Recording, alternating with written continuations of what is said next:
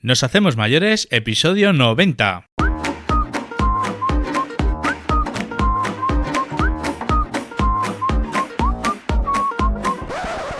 Buenos días y ser bienvenidos a Nos hacemos mayores, el podcast donde aprendemos a mejorar la vida de las personas mayores. Soy Donato Real y aquí conversamos con profesionales que nos ayudan a entender mejor esta etapa de la vida, a mirar el envejecimiento con más humanidad, conciencia y sentido.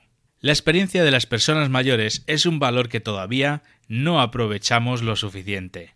A veces pensamos que sabemos más que ellos, pero luego en realidad acudimos a ellos para que nos ayuden, nos aconsejen o nos solucionen situaciones de la vida. Y entonces es cuando nos damos cuenta de todo lo que saben. Hoy queremos rescatar precisamente ese valor, el valor de la experiencia. Y también poner nuestro pequeño granito de arena frente a uno de los grandes problemas que crecen silenciosamente en nuestra sociedad, la soledad no deseada. Para hablar de todo ello, hoy tenemos con nosotros a Matilde Fernández Sanz, presidenta del Observatorio Soledades de la Fundación ONCE. Y claro, cuando investigas un poco la trayectoria de Matilde, descubres que su vida está ligada a muchas de las cosas que hoy forman parte de nuestro día a día. Está ligada a las personas mayores, a los cuidados, a la dependencia, el inserso, a las pensiones. Porque muchas veces olvidamos que alguien tuvo que imaginar todo eso antes de que existiera. Nuestra invitada de hoy ayudó a construir buena parte de este estado de bienestar en España. Fue la primera ministra de Asuntos Sociales, impulsó políticas que cambiaron la vida a millones de personas y sigue siendo una de las voces más importantes cuando hablamos de envejecimiento, comunidad y soledad no deseada. Hoy hablamos del pasado, del presente, del futuro, de cómo envejecer en España, de cómo cuidarnos y de cómo construir una sociedad donde hacerse mayor no signifique quedarse atrás. Antes de escuchar la entrevista, te invito a suscribirte al podcast en la plataforma donde nos estés escuchando y dejarme una reseña de 5 estrellas si este episodio y este proyecto te gusta. Y si te interesan las personas mayores, en las notas del programa te dejo el enlace para suscribirte a las newsletters de Nos Hacemos Mayores. Cada mes comparto lo más interesante y útil que pasa por mis manos. Ahora sí, sin más, vamos con la entrevista.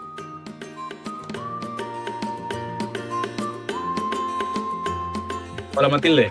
Hola. Bienvenida al podcast de Nos Hacemos Mayores. Es un privilegio para nosotros pues contar contigo. Sé que estás muy ocupada, así que nos hayas hecho este huequecillo, pues me siento muy halagado. Pero yo he estado investigando un poquito sobre ti, pero siempre nos gusta que, ya que te tenemos aquí delante, pues que nos expliques un poquito cómo empezaste tú, qué estudiaste, qué te movió, si hubo una situación puntual por la cual pues te empezaste a dedicar por las personas y ahora pues por las personas mayores y la soledad. Bueno, yo nací a mediados del siglo pasado, en 1950. Esto para las personas con más edad que nos escuchen, pues ya sociológicamente se pueden situar en la España de aquellos tiempos. Soy hija de la clase trabajadora. Mi padre y mi madre eran trabajadores no cualificados, pero con una conciencia clarísima de que su función como trabajadores era intentar conseguir algo más y algo mejor para sus hijos. Y con mucho sacrificio, mis padres dieron carrera universitaria a sus 3 hijos. Yo recuerdo en mi infancia y en mi juventud cómo mi madre con su familia y mi padre con su familia hablaban de que eran los primeros que habían conseguido que sus hijos llegaran a la universidad. Era eso que vemos en casi los últimos años del siglo XX, que era una clase trabajadora, que sus hijos eran hijos de la clase trabajadora, pero ellos aspiraban a que subieran escalones en esa escalera de la movilidad social. Bueno. Eso me define a mí mucho. Ese momento generacional era un estatus más, ¿no? El empoderamiento de tu hijo, ¿no? Que va a ser mejor que yo, ¿no? Va a tener esos estudios. Exacto, el orgullo que con su sacrificio y su esfuerzo, pues sus hijos, y con la colaboración de los hijos, ¿no? Que también fuimos hijos que tuvimos que sacar notable en todas las asignaturas para tener una beca, para tenerla en el bachillerato, para tenerla en la universidad. ¿Y tú como hija? ¿Más difícil todavía? Bueno, mujer. Sí. Pues me va a permitir contarte algo que siento con mucho orgullo. Y alguna vez he contado, pero no mucho. Mi madre, siendo trabajadora, un día estaba hablando con una de sus jefas Ujú. y le dijo, ah, qué suerte tenéis, que tenéis tres hijos muy estudiosos. Hacer un sacrificio para que vuestros hijos varones tengan una carrera superior y Matildina, que era como me llamaban de pequeña, con que estudie una carrera media, que sea maestra, que entonces era una carrera de 3 años, que sea enfermera, que era una carrera de 3 años, pues ya estupendo. Y mi madre contestó, el sacrificio de mi marido y mío será exactamente igual para nuestros hijos que para nuestra hija. Muy Y bien. yo ahí sentí que mi madre era mejor que Simona de Beauvoir, que estaba yo empezando a leerla ya en preuniversitario o en primero de carrera. Qué bueno. Y me di cuenta de la sabiduría de mis padres. ¿Y qué estudiaste? ¿Qué, Yo qué estudié, carrera hiciste? sí, yo estudié filosofía y letras, primero pensando, porque cuando empecé primero todavía no existía, se seguía hablando de que se iba a crear la rama de psicología. Ajá. Entonces, o haría pedagogía o estaría psicología y haría psicología. Entonces yo estudié filosofía y letras, que en aquellos tiempos, a finales de los 60, a principios de los 70, era era una especialidad, ¿no? Y hice psicología, salí con una licenciatura general y luego, como empecé a trabajar como psicóloga industrial, Vale, para la selección, la formación, la promoción de personas, el muy bien. estudio del clima laboral en las empresas, para ir caminando hacia empresas más democráticas, etcétera, etcétera, pues eso fue una especialización mía y después cuando empecé a dedicarme más a desarrollar políticas sociales, pues mi especialidad fue hacia la psicología social, la intervención social. Y ahí te diste cuenta durante ese periodo de tiempo, durante cuando estabas en las empresas, ¿no? Te abrió la mentalidad de lo social, ¿no? Bueno, yo también colaboraba ya, quiero decir, yo estudié en las Calasancias, no en colegio público, que eran muy escasos en aquellos tiempos, ¿Eh? y la dictadura daba las becas para colegios religiosos. Entonces, a mí me adjudicaron las Calasancias y a mis hermanos los Calasancios. Y sí, y entonces, en quinto, en sexto de bachiller, iba los fines de semana, íbamos un grupo de compañeras y también de monjas a Vallecas a hacer educación de adultos, enseñar a leer y a escribir a mujeres gitanas de esa zona de Vallecas, ¿no? Es decir, yo creo que desde jovencita, desde muy jovencita, me ha interesado hacer cosas, tal vez por esto primero que te he contado, hija de la clase trabajadora, hay que luchar porque cada vez las personas tengamos más igualdad de oportunidades y más igualdad real, ¿no? Entonces, yo desde muy jovencita me he dedicado tiempo un poquito a los demás. Luego hacemos un escalón grande, han pasado muchas cosas, pero tengo aquí el nombre que pone Primera Ministra de Asuntos Sociales. ¿Cómo llegaste ahí y qué problema hubo para que se cree ese Ministerio de Asuntos Sociales? ¿Cómo estaba aquella situación en aquellos momentos de la vida? Bueno, pues primero el ministerio, ¿no? ¿Vale?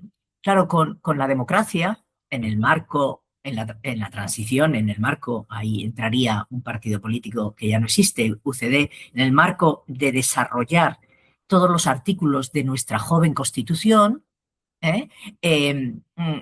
Pues había unas obligaciones como ciudadanía en el marco de la Constitución de Vale. desarrollar un Estado social de derecho. Cuando llegó Felipe González en el 82 a gobernar, después del señor Suárez, los esfuerzos se dedicaron a universalizar la educación, después la sanidad, a sanear la seguridad social, y eso convivía con toda la reindustrialización y modernización industrial de nuestro país. ¿Eh? Mm. Yo estaba como persona en lo que te he contado, la psicología industrial, Industrial, y, claro. y yo estaba comprometida con el sindicalismo. ¿Vale? Yo fui secretaria general de las industrias químicas y energéticas de la UGT. Por lo tanto, me tocó reconvertir, negociar muchos convenios modernos, de la era moderna y contemporánea, y organizar a los trabajadores de nuestro país en los sindicatos para la defensa de sus derechos. Artículo 7 de la Constitución. O sea Cuidado. que ya estaba ahí. Entonces, pero eso es por la persona, te lo diré luego. Vale. Entonces, primero, el esfuerzo de la década, de la primera parte de la década de los 80 hasta el 88, que se crea el Ministerio de Asuntos Sociales, fue elegir los grandes sistemas, ¿no? Seguridad social, educación y sanidad.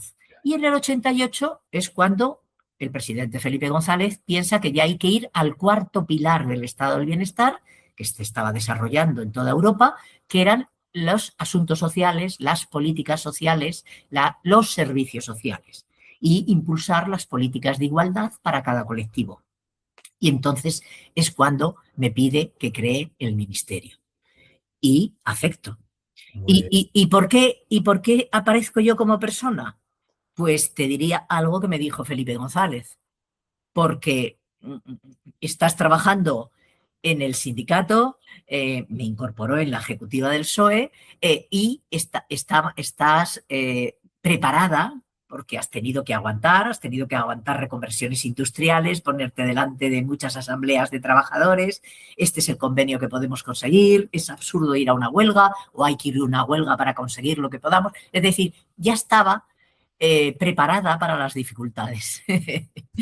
Y así es como pasé de una vida sindical conviviendo con el ejercicio de mi profesión, que yo vivía de mi profesión, a pasar a poner en marcha un ministerio.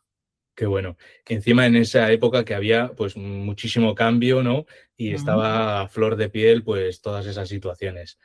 Pero Sí, dentro de asuntos sociales, sí. las personas mayores, este podcast que es de personas mayores para conocer un poco más, ¿dónde estaban? ¿Eran otros más? ¿Estaban al final de asuntos sociales o los primeros?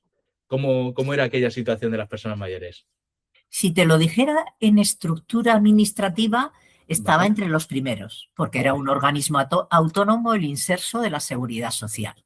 vale, Y ahí entraban al principio y sobre todo las personas mayores y las personas con discapacidad, vale. que tenían unas políticas, en aquellos tiempos lo llamábamos acciones positivas, que no eran necesariamente una ley, sino eran muchas medidas para acortar discriminación, diferencia, desigualdad.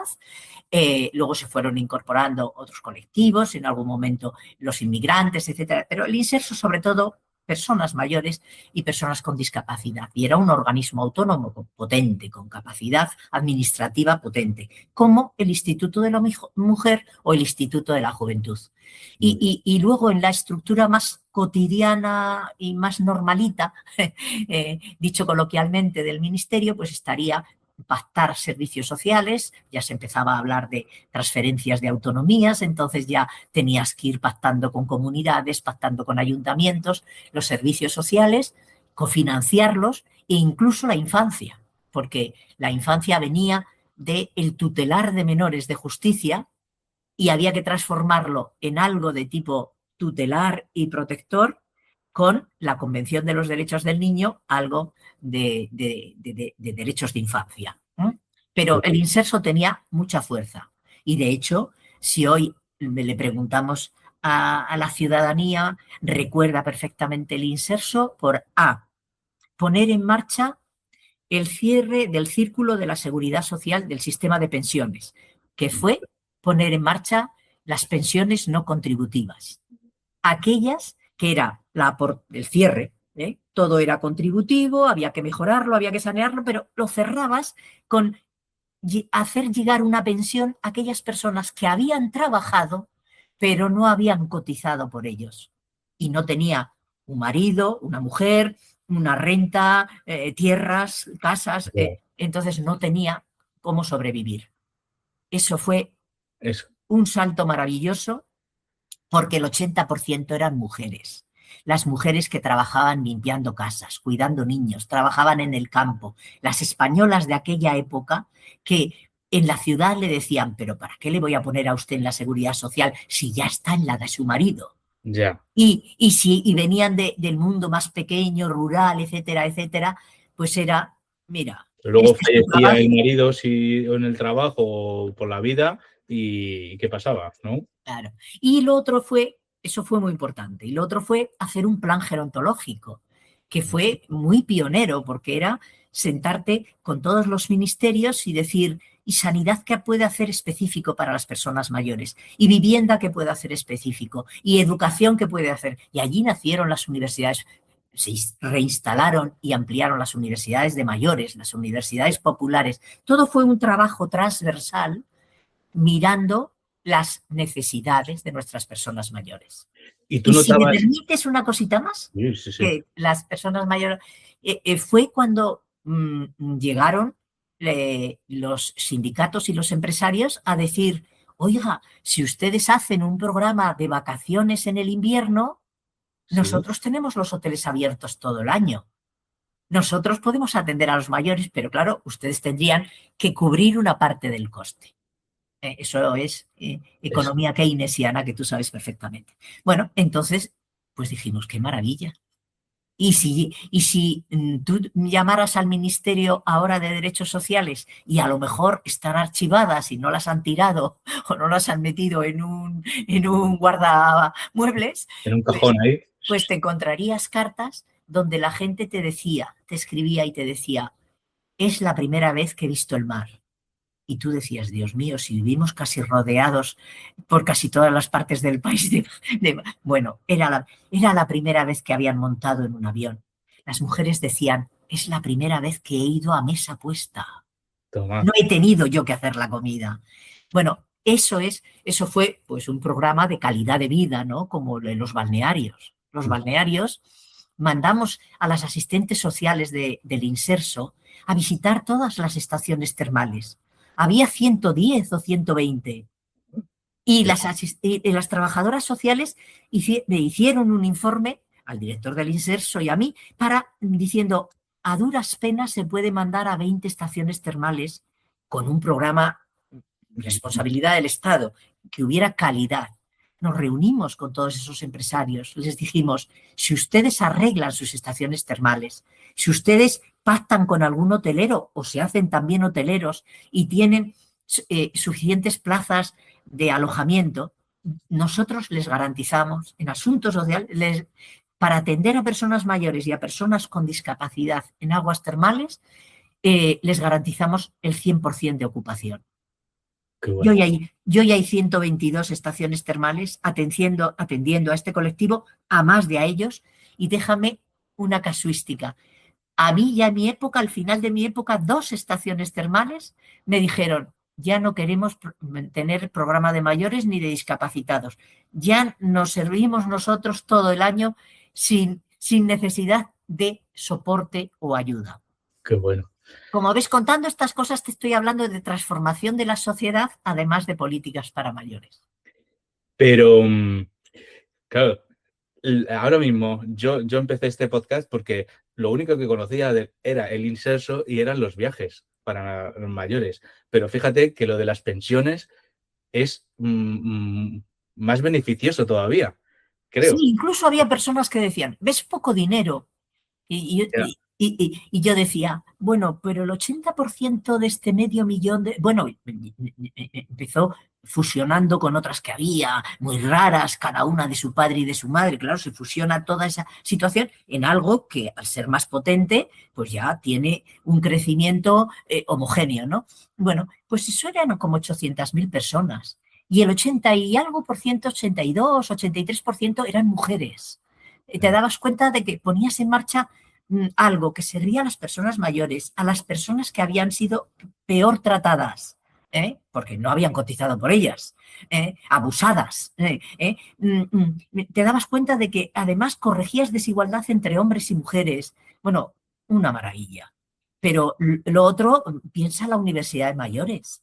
Si También. ahora eh, las personas mayores siguen con educación a lo largo de toda su vida y se van a la universidad a hacer seminarios. Yo he ido al jubilarme, seminarios de 4 meses, donde disfrutas de profesores y de cosas que no habías estudiado tanto. Tú Una tuviste la maravilla. oportunidad de estudiar, pero es que mucha otra gente no, ni tuvo esa oportunidad de escribir, ni hacer matemáticas, ni, ¿no? Pues se llamaba en aquel Así momento. es. Y ahora hay personas que tienen un proceso de que van teniendo unos exámenes especiales y que pasado la prueba de 25 años, ¿no? Sí, Y sí. acaban adquiriendo a los 60, a los 70 años una carrera. Y estas cosas que se hicieron en aquel momento, ¿eran que tú veías que te lo pedían, que te venían por todos los lados, o era innovador en ese momento vuestro, o lo proponíais vosotros? Bueno, tenía algo de innovador, tenía algo de que ya lo hacían otros países. Piensa, las universidades populares, pues fue algo que empezó a principios del siglo, antes de en la Primera República. Ya se empezó a trabajar e impulsar en la Segunda, pero tenía luego todo un desarrollo muy potente terminada la Segunda Guerra Mundial en Alemania, ¿no? Y entonces ya podías plagiar sanamente, ¿eh? Sí, Es sí. decir, que no hay que inventar en todo momento, que hay cosas que por razones históricas otros los han empezado, ¿no? O el plan gerontológico, pues los nórdicos estaban muy acostumbrados en todos los países nórdicos a hacer esos planes de acciones positivas. Y nosotros lo hicimos para jóvenes, para mujeres y para personas mayores de forma significativa. Fue evolucionando, ha ido evolucionando la vida. ¿Te quedó algo que te hubiera gustado en aquel momento? Porque voy a Oye, empezar a hablar ahora de cómo estamos actualmente. ¿En aquel momento te quedaste con alguna, ay, oh sí, no pude conseguir una ley marco. una ley marco? Vale. Claro, como esto fue del 88 al 93, yo estuve ahí 5 años.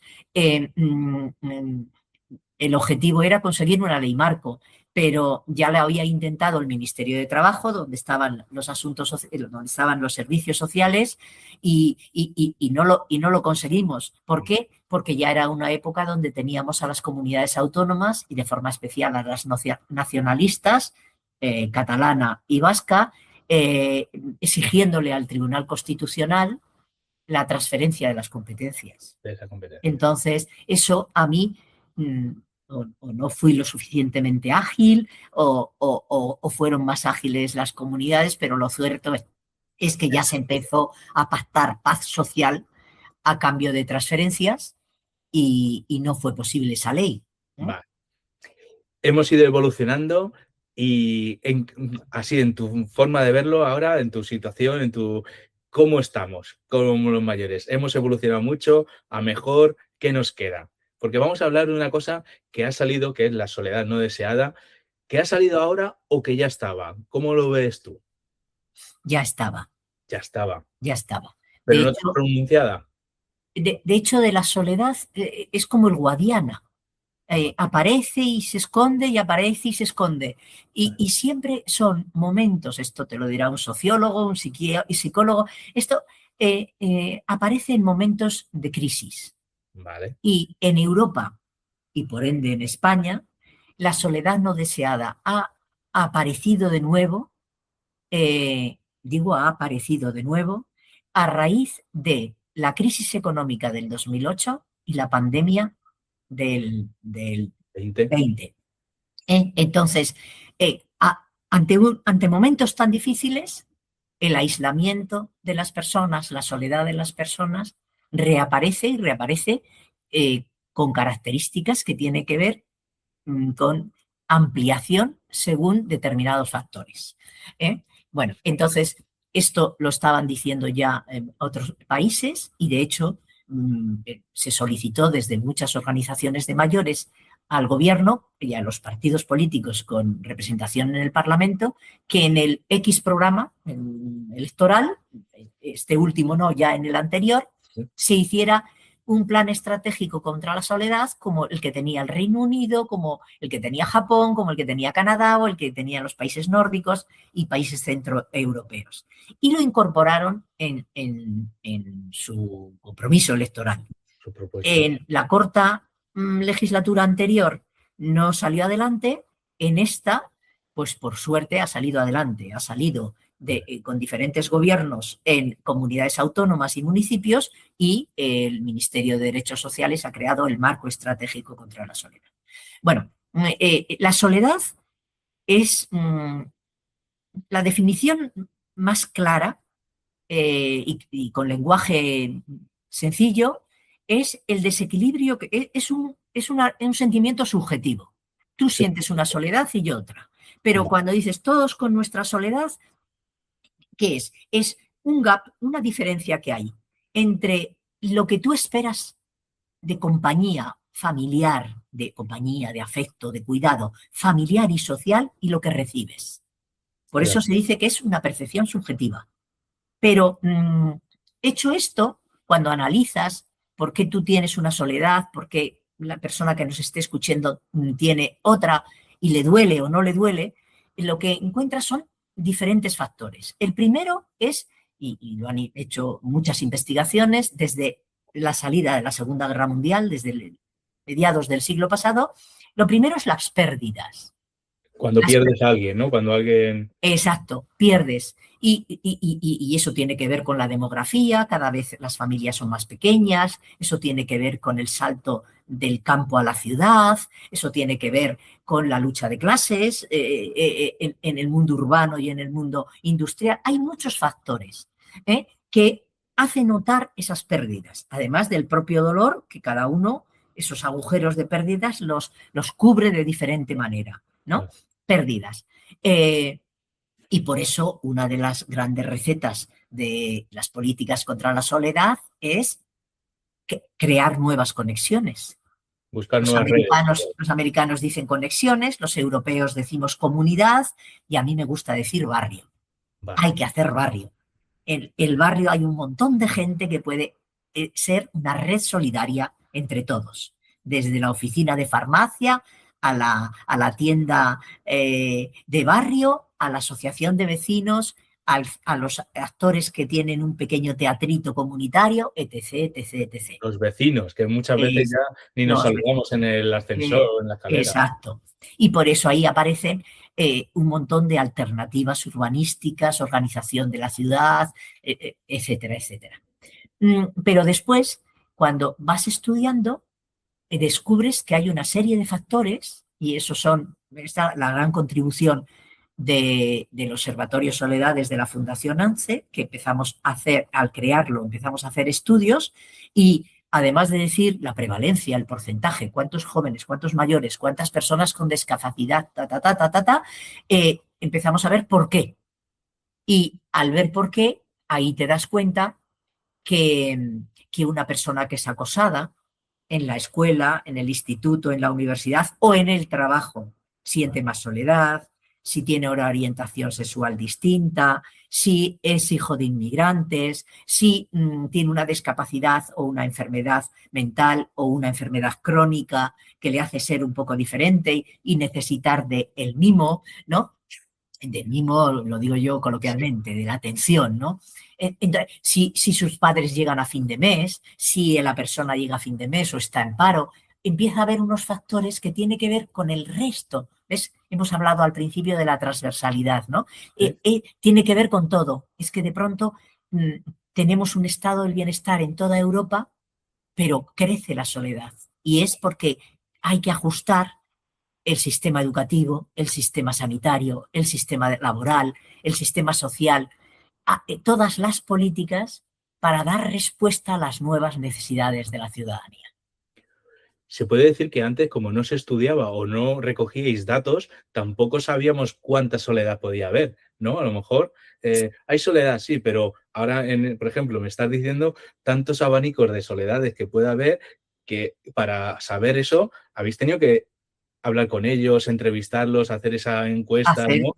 Eh, hacer mucho trabajo y vimos que lo empezaban a hacer en otros países y desde luego pues el tema fue decir que el CIS pregunte también sobre la soledad, porque se preguntaba cómo podía decir, ¿y usted cómo se siente? Bueno, y ahí había alguna pregunta, pero era más un cualitativo que no se medía, ¿no? Lo primero ya. es hacer una estadística ver las prevalencias y luego ya hacer trabajos más cualitativos que son más costosos porque tienes que ir persona a persona o grupo a grupo, pero bueno, vamos teniendo información y seguiremos teniendo porque cada vez hay más universidades colaborando y más observatorios haciendo investigaciones sobre este malestar social.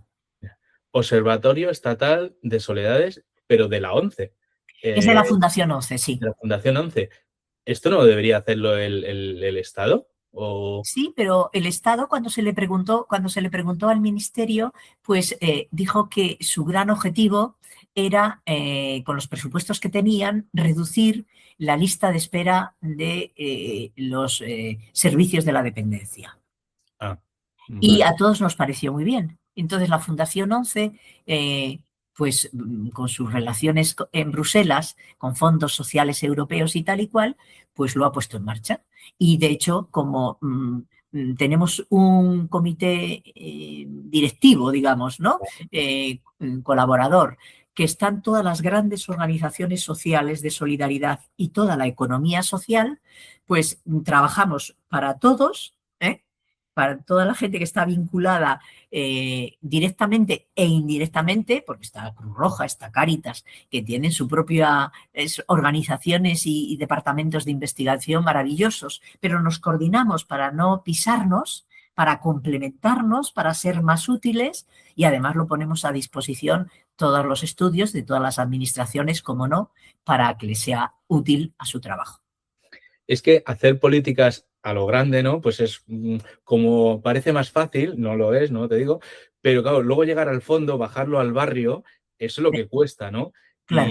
Y gracias al tercer sector se puede decir, ¿no? Que es cuando llega y se hace ahí, pues llegas a la persona.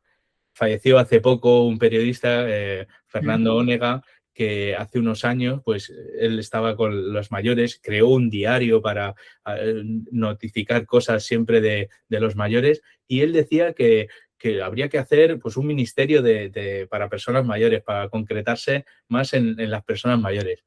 Tú esto porque ahí se quedó, creo, no sé si se sigue trabajando en ello. ¿Cómo lo ves? ¿Crees que se necesitaría? Bueno, hay muchas personas que piensan así. Yo creo que eso es una propuesta que en el siglo XX, Vale, en el último tercio del siglo XX, hubiera tenido unanimidad casi, porque estábamos haciendo eso. Para ir más deprisa, hacíamos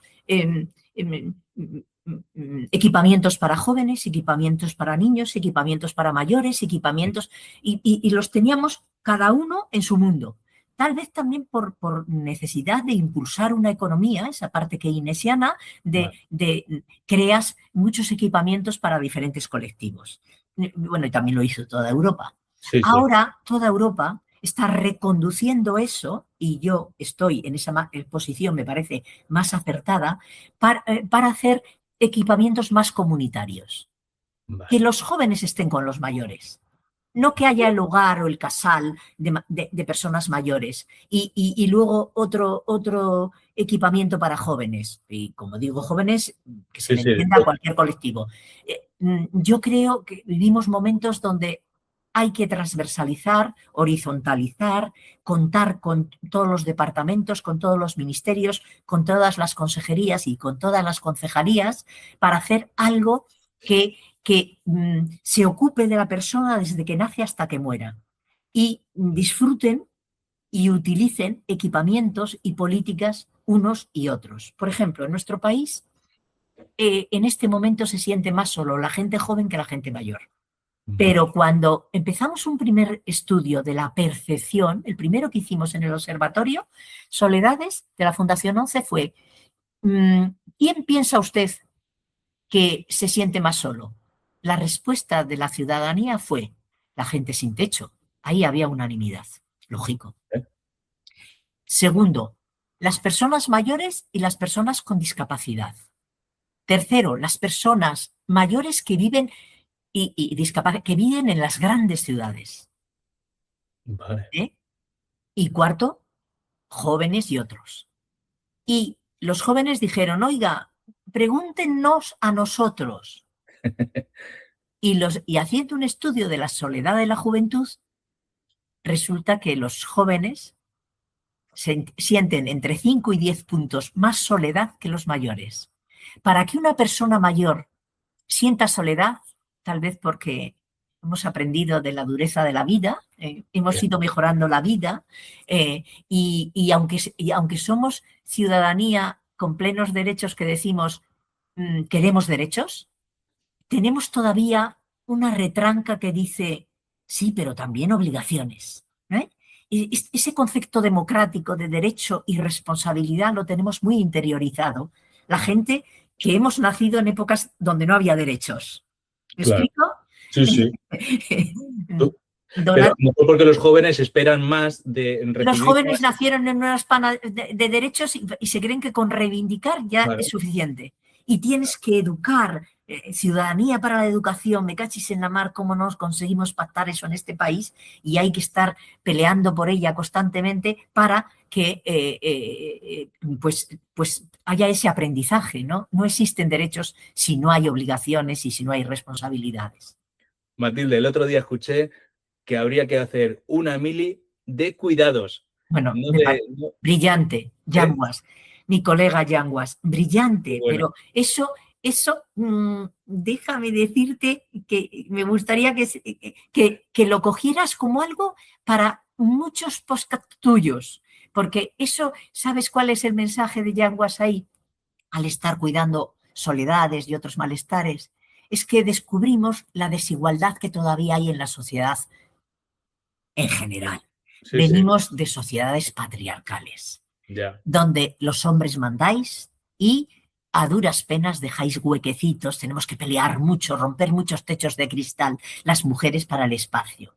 Y claro, cuidar, si queremos hacer una sociedad cuidadora, que déjame decirte que hay un par de profesores, uno de ellos Álvarez, que fue en el anterior equipo del Ministerio de Derechos Sociales el secretario de Estado y que volvió a su universidad, a su puesto, a su cátedra o a su departamento, con otro profesor de economía, van a estudiar qué pasaría en la economía española si el 1.600.000 personas mayores o enfermas o dependientes, que pueden ser no mayores, pero mayoritariamente Sí. mayores, que están cuidadas por la economía informal, Vale. ¿eh? Tuvieran a trabajadores que formaran parte de la economía formal, es decir, cotizando a la seguridad social, ellos y sus empleadores, que mayoritariamente son mujeres, que mayoritariamente son hijas o mujeres de, esposas de, a las personas a las que cuidan. Que hay también mucha contratación de mujeres inmigrantes en muy malas condiciones. Y luego un porcentaje pequeñito todavía por ese mundo de atención de la ley de la dependencia, ¿no? Entonces, si eso hay un dato en brochazo grueso que hay que desmenuzar bien, que habla de que podría crecer el PIB de nuestro país 8 puntos Mira. con el empleo a crear. Pero ese empleo solo se podrá crear, Donatos, si realmente fuéramos hacia una sociedad igualitaria donde cuidar fuera responsabilidad de hombres y mujeres y donde cuidar fuera responsabilidad de toda la familia, los hombres y mujeres de diferentes edades de toda la familia, y se convirtiera en un proceso productivo en igualdad. Gracias a la ley que sacaron de paternidad, ¿no? De ir creciendo más días que tengas que cuidar de Las tus hijos, semanas de descanso. semanas de descanso. Hay muchos padres que han sentido ese decir, oye, pues yo quiero esto, ¿por qué no estaba esto antes? Porque yo quiero cuidar de mi hijo, disfrutar de ese momento de la vida, ¿no? Habrá otros que no, habrá otros que digan, me cachi la mar, que ahora me obligan a hacer cosas que no quería. Eso está claro. Pero ¿tú crees que llegará el momento de que habrá algo que tengamos también que pasar los últimos días con nuestros padres o nuestros familiares para cuidarlos, para sentirlo, para estar con ellos? Sí, yo creo que iremos mentalizándonos, erradicando machismo y patriarcado de la sociedad española, incorporando igualdad. Ahora últimamente se habla mucho de que si los jóvenes se están volviendo antifeministas. No, no, no.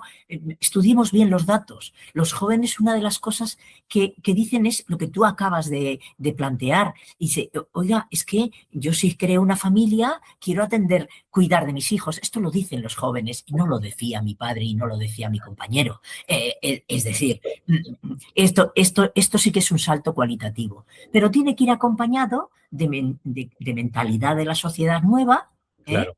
Una sociedad en igualdad y de elección de políticas sociales acertadas. Y una elección de política social acertada es que tiene que haber red de 0 a 3 años, Muy ¿eh? bien. Y red que tenga un coste asumible por las familias más jóvenes que todavía están construyendo y están pagando hipoteca y tal y cual. Es decir, uno se tiene que poner al hacer las políticas en los zapatos de la gente, ¿no? Y Sí, entonces luego tiene que ver esto. Si el tema es, oiga, pues se puede reducir la jornada, pero se reduce manteniendo la cotización completa si un año la reduce el hombre y otro año la mujer. Entonces se mantiene la cotización completa y entonces no llegan a la pensión teniendo pérdidas, porque ahora, a pesar de todos los saltos cualitativos, eh, sí, eh, las en el situaciones sistema de pensiones hay una brecha donde la mujer cobra una pensión un 30% menor que la de un hombre. ¿Eh? ¿Y por qué es eso? Porque ha tenido en la edad fértil y en la edad madura, ha tenido que reducir jornada o pedir una excedencia temporal o alargar esa excedencia porque ha pasado de cuidar a los niños a cuidar a sus mayores con su dependencia y su envejecimiento. Entonces, eso lo tiene que hacer la sociedad y los hombres y las mujeres. De todo lo que estamos hablando, Matilde, esto lo vemos en el libro que habéis sacado de la Fundación, del libro de la soledad no deseada, o en el libro encontramos más cosas. Bueno, hay, en el fondo, los libros no los. Yo he prologado los 2 libros que ha habido, Vale, pero como psicóloga, porque hay muchos psicólogos vale, escribiendo capítulos y tal. Hay 2 libros. Uno el primero narra experiencias que se están haciendo en los municipios como vale, buenas prácticas para que todos aprendamos de todos, ¿eh? vale, Además de alguna reflexión y alguna investigación. El segundo, en cambio, es más académico, que se está convirtiendo en libro de texto, porque médicos, psiquiatras, psicólogos, sociólogos han escrito, pero han escrito técnicamente. Y con eso se va a las universidades y se forma a los estudiantes. muy Entonces, estos son dos libros francamente buenos, donde me han dado la oportunidad de estar presente haciéndoles el prólogo, pero no lo ha hecho el observatorio. El observatorio lo que tiene es una página web donde cuenta todo lo que se está haciendo en el mundo para luchar contra la soledad, los libros, las investigaciones y las buenas prácticas. bien. A mí lo de plagiar las cosas buenas me encanta, porque al final no hay que inventar, sino tú, aquello funciona, pues oye, impártelo no a lo grande, al lado tuyo, con tu En la vecino, micro, con tus así, padres, de con abajo tu arriba, camarero, ¿verdad?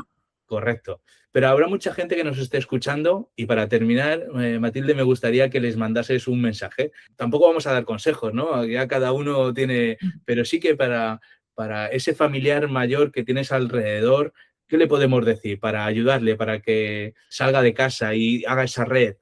Bueno, el primer mensaje es decirle a todo el mundo, cuando a veces ya se siente un poco más triste o más pesimista, Vale, es decirle, mire, si ni usted mismo se conoce de lo que ha evolucionado y se ha transformado y el país tampoco. Es decir, y lo hemos hecho la ciudadanía y lo vamos a seguir haciendo sí. a pesar de que haya autoritarios por el mundo creándonos problemas, o nosotros mismos creándonoslo. No, O que venga la pandemia y colectivamente, nos aísle o lo que sea. como ciudadanía democrática, hemos sido un ejemplo los españoles y lo vamos a seguir siendo y vamos a seguir mejorando nuestras condiciones de vida. Sí, Primer mensaje general. Eh, Segundo mensaje, mm, nuestra obligación como ciudadanos responsables es estar atento a lo que nos rodea. Y si en lo que nos rodea es un vecino o una vecina que se ha quedado viudo, que se ha quedado viuda, que está solo, que empieza a tener achaques en la movilidad, 5 minutos de tu tiempo hasta te quitará inflamaciones intestinales, que diría un médico de medicina interna. 5 minutos de tu tiempo, una sonrisa, un preguntar, un sugerirle, un poder acompañarle a un equipamiento donde ya se está haciendo una puesta en común. El otro día venía yo de Granada de dar una charla y se me subió en Antequera un montón de gente. Yo, según las vi, digo, estos vienen de un programa de vacaciones de la tercera edad. Ya se armó un guirigay en el vagón y ya la gente hablando, y unos a favor del hotel, otros en contra. Y ya estuvimos hablando de ese tema. Claro, te he contado esto de que decían es la primera vez que voy a mesa puesta o es la primera vez que he Sí, sí, montado un sí. avión o que he visto el mar. Ahora ya todos me hablaban, ya he ido todos los años a no sé cuántos sitios, ya me conozco no sé cuántos sitios y ya era una exigencia tremenda. Bueno, somos un país más exigente, pero tenemos que ser un país solidario. Correcto. Sin solidaridad no se avanza. Entonces, estar atento porque a veces simplemente dar los buenos días, las buenas tardes, sonreír a una persona y decirle, espero que esté bien, mm, Ya le puedes cambiar la vida ese día, ya le puedes así cambiar ese es. día a esa persona, ¿verdad? Así es. Y de hecho los voluntarios, por ejemplo, yo una vez en un curso de voluntariado de la Cruz Roja, una voluntaria me dijo, verás Matilde, yo siento que apruebo cuando voy a una casa, estoy una tarde con esa persona y me dice, pues encantada, vuelve cuando quieras. Y marco una nueva cita. Dice, eso es para un aprobado alto. Pero ¿sabes cuándo siento yo que tengo un notable o un sobresaliente? Cuando consigo salir de la casa con esa persona. Anda, mira, Irnos juntas a un centro, a una obra de teatro del barrio, a un concierto, lo que guste, en el centro cultural, a algo. Esa persona ya va cambiando. compartir una experiencia, ¿no? Compartir una experiencia. Si Pues, tú pidieras al Ministerio de Derechos Sociales cómo fue el vídeo, por ejemplo, de clausura del primero y el segundo año del programa de vacaciones, tú verías a los hombres con aquellos pantalones de tergal grises que eran duros, sí, con duro, la pero camisa de cuadros que parece que se había mudado, y era así, limpia, pero era la del vaquero, y con la boina negra. sí, Y veías a las mujeres con ese camisero que lo llamábamos de alivio luto, que era azul marino con estrellitas blancas o con gotitas de agua blancas, sin maquillar, sin cardar el pelo. Y luego vas al tercer año, al cuarto año, y te encuentras a las personas con los lacos de colores. Mi padre decía, los miquis del lagarto, los miquis del lagarto, sí, del sí, cocodrilo, decía mi padre. Bueno, ya iban chulis. Las ya de mujeres color. ya iban con colores claros, las mujeres iban maquilladas, las mujeres ya no llevaban las ondas de Estrellita Castro, ya llevaban el pelo cardao. Era la transformación social de la mejora, del cuidado. Entonces, a las personas hay que decirles, tienes que cuidarte y a la vez todos podemos contribuir a cuidarte. Siempre hacemos una ronda de preguntas muy rápidas. Mira, dinos una afición tuya. Estar tranquila en casa, porque sigo teniendo mucha actividad como voluntaria, estar tranquila en casa con música buena de fondo y un buen libro que leer. Muy bien. Y si hace buen tiempo, porque con mal tiempo ya no me apetece, ahora entiendo yo a los nórdicos que se venían de vacaciones al sol español, Yo también les pues estoy cada con, vez con más. buen tiempo caminar, que a veces puede que esté hasta notándome a alguien con la que me cruzco, que voy medio hablando conmigo misma. Muy bien. ¿Alguien referente en tu vida que haya sido, o una entidad referente, algo que digas, algo esto me cambió a mí el pensamiento, la vida? Te he hablado de mi madre, ¿eh? Me has hablado Sí, sí, del podcast, me has hablado de tu sí. madre, pero explícamelo. Mis padres son mi referente porque fueron unas personas que, que estuvieron en una casa de ricos, de porteros, que sacrificándose mucho. Me acuerdo que solo con los porteros de las casas de alrededor y de enfrente se iban todos los matrimonios un día al año al Molino Rojo. Y esa era su disfrute, porque todo lo demás era ahorrar, ahorrar, sacrificarse, hacer economía de aprovechamiento para conseguir eso, que sus hijos fueran universitarios. Incluso yo le decía a mi madre, mamá, ¿por qué no os juntáis las mujeres de vez en cuando y decís que ya estáis cansadas de ir al Molino Rojo? Los hombres les gustará ver piernas de señoras, las vedettes, pero vosotras no creo, ¿no? Entonces, bueno, esa era ese mundo sociológico de esfuerzo y de dedicación a los demás, en este caso a sus hijos. Perdona, pero es verdad, me has hablado de tu madre, pero hay una cosa que me habías dicho antes, que te gusta decir que eres Matilde Fernández Sanz, Sí, el sí, sí, mi madre. apellido de tu madre. Sí, Sí. mi padre también, pero mi padre era el sacrificio, pero era esa visión de mamá para todo y yo aquí a que todo funcione para que la nómina llegue todos los meses, a cumplir con el trabajo y en tal caso también pedir ayuda a mi mujer y a mis hijos en mi trabajo, ¿no? Ya. Aquellos tiempos, estar en una portería de lujo era que toda la familia trabajaba, ¿no? Dinos algo que estés aprendiendo últimamente. Pues estoy vía la red, que yo la uso poco, estoy aprendiendo y me voy a matricular para hacer un curso de la lengua de signos.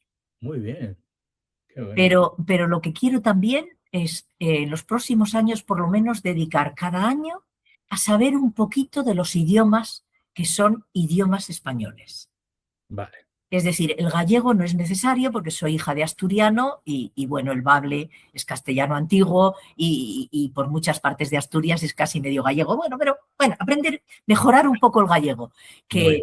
que eso me dará puerta para el portugués. Pero quiero aprender un poquito de euskera y quiero empezar con el catalán. Con el catalán ya, que ya Muy me sirve para todas las demás matices del catalán. Yo creo que esto debería estar en la escuela. Fíjate tú, somos un país que tiene 4 idiomas, no el oficial y el importante, que además es una de las grandes lenguas del mundo, que es el español o el castellano, como quiera decirlo cada uno, pero tenemos la riqueza de otras 3 lenguas que deberían aprenderse, como en Suiza, donde se aprende francés e inglés y un alemán. idioma más, alemán o italiano, un idioma más del país, pues yo creo que nosotros deberíamos tener unas horas para aprender los otros 3 idiomas. Enriquece, toda esa cultura Exacto. y esa lengua enriquece. Y las personas nos dicen, los neurólogos, nos dicen los médicos, que cognitivamente es muy importante que trabajemos otro idioma. Sí, Y sí, sí. entonces yo creo que eso lo hago también por prescripción facultativa. Muy bien. Pues nada, muchas gracias Matilde por haber estado con nosotros. Aprendemos mucho. Me tendré que escuchar otra vez el podcast porque aquí en la charla pues se me quedan cosas, pero me gusta escucharlo otra vez para asentar bien los conocimientos. Muchas Un gracias placer. a ti. Perdón si me he sido muy coloquial. Ha estado perfecto. Muchas gracias. Buenos días. Para la próxima temporada ya cumpliremos los 100 episodios, así que tenemos que hacer algo especial.